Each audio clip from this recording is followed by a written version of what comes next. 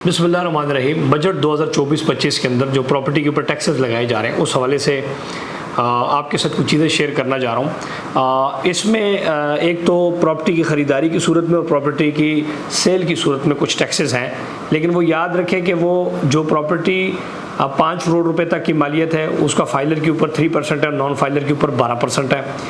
इस तरह जो प्रॉपर्टी 5 से 10 करोड़ में है उसका फाइलर के ऊपर 3.5% है और 16% नॉन फाइलर के ऊपर है।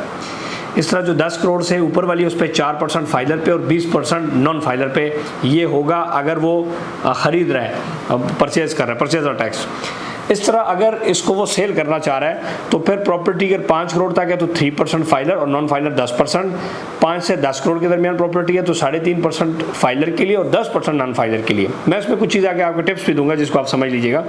प्रॉपर्टी जो 10 करोड़ से ज़ायद है वो 4% फाइलर और नॉन फाइलर के लिए 10%। बेसिकली मैं आपको 2-3 चीज़ें बता देता हूँ कि ये डीसी रेट के ऊपर है और आजकल ओवरऑल तमाम जगहों पे डीसी रेट कम है, मतलब बैरिया का हर घर 5 करोड़ रुपए से डीसी वैल्यू उसकी कम है। सो इसमें इतनी बड़ी घबराने वाली बात थी। हाँ, अगर गवर्नमेंट मार्केट वैल्यू के ऊपर ये टैक्स लगाएगी तो फिर टैक्स ज़्यादा बनेगा, लेकिन अगर ये डीसी रेट के ऊपर लगता है तो फिर वही होगा जितना पहले था। सिर्फ इस दफ़ा ये हुआ कि जो नॉन फाइलर है उनको ज़रा उसमें 20-25% तक टैक्स उनको लिया जा रहा है। बेसिकली गवर्नमेंट इस टाइम ये करना चाह रही है कि तमाम नॉन फाइलर को जकड़ के फाइलर करना, क्योंकि वो ऑन रिकॉर्ड होते हैं, हमेशा वही टैक्स जमा करा रहे होते हैं। जितने भी अरबों रुपये की रिकवरी है वो तमाम फाइलर पर डिवाइड करके उनको ज़रा पुशअप सख्त वो किया जाता है और सारा प्रेशर फाइलर्स पे आता है।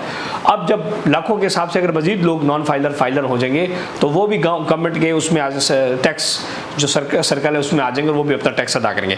रियल एस्टेट के हवाले से मैं बता दूं कि डीएचए इस्लामाबाद या रावलपिंडी की तमाम प्रॉपर्टीज जो हैं ये ऑलमोस्ट डीसी वैल्यू एफबीआर की डीसी वैल्यू के मुताबिक 5 करोड़ से कम है, इसलिए इसमें ऐसी कोई मसले वाली बात नहीं है। जहाँ तक 15% गेन टैक्स का ताल्लुक है तो ये इनकम टैक्स रिटर्न में डिक्लेयर किए गए मुनाफे पर लागू होगा, यानी कि जो आपका गेन टैक्स वही है कि जितना पैसा आप कमाएंगे उसके ऊपर वो आप देंगे। और ये पहले भी शुरू के 1 साल में 15% था और अब ये शर्त ख़त्म करके हमेशा के लिए तजवीज़ कर दिया गया।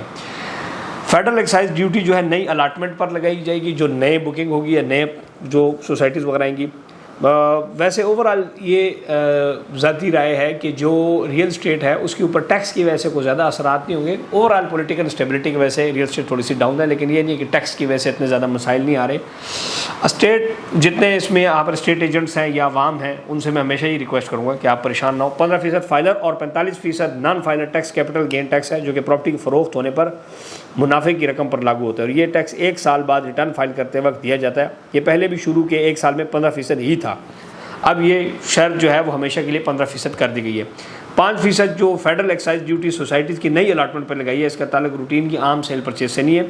मजीद ये टैक्स 30 जून 2024 के बाद खरीदी गई प्रॉपर्टी पर लगेगा। प्रॉपर्टी के फरोख्त पर लगने वाले 236C और 236K की शरह में तब्दील जो टैक्सेस हैं वो मैं उसको दोबारा आपको रिपीट करता हूँ जो ऊपर मैंने फर्स्ट लाइन में भी किया कि 5 करोड़ रुपए की मालियत पर फाइलर के लिए टैक्स की शरह 3% है और 5 करोड़ रुपए की प्रॉपर्टी के ऊपर नॉन फाइलर की टैक्स 12% होगा।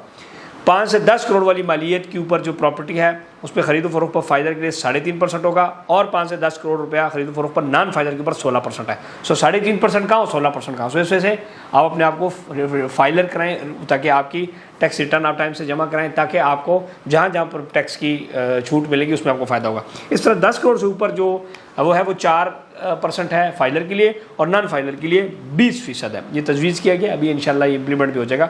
और मैं समझता हूँ कि जब ये पूरी दुनिया के अंदर पाकिस्तान वाहिद मुल्क है जिसके अंदर नॉन फाइलर की कैटेगरी है, अदरवाइज़ पूरी दुनिया के लोग जहाँ भी इन्वेस्टमेंट करते हैं जहाँ भी जाते हैं वो फाइलर होते हैं, कहीं पर 4%, कहीं पर 2%, कहीं पर 3%। लेकिन यहाँ पर यह है कि जो तो अच्छे शहरी होते हैं जो कानून की पासदारी करते हैं वो अपने आप को फाइलर कर देते हैं, बाकी अपने आप को फाइलर नहीं करते तो फिर सारा बोझ फाइलर्स पर टलता है। इसमें ओवरऑल हमें ये सुकून हो जाएगा कि यार अभी हर वक्त हमें नोटिस मिलते थे कि दूसरी टैक्स तो चलो नए जो लोग हैं जितने लोग टैक्स नेट में आएंगे उतनी टैक्स की रिकवरी जो है मैक्सिमम होगी। मज़ीद अल्लाह पाक हमारे इस मुल्क पर रहम फरमाए। गवर्नमेंट को चाहिए कि मज़ीद जितनी इस्लाहात हैं, रिलैक्सेशन है, ख़ास तौर पर सबसे पहले ये tax too it's not that much big issue. Political stability ज़रूरी है, अमन इस मुल्क के लिए ज़रूरी है और जो पॉलिटिकल वॉर है ये ख़त्म होनी चाहिए।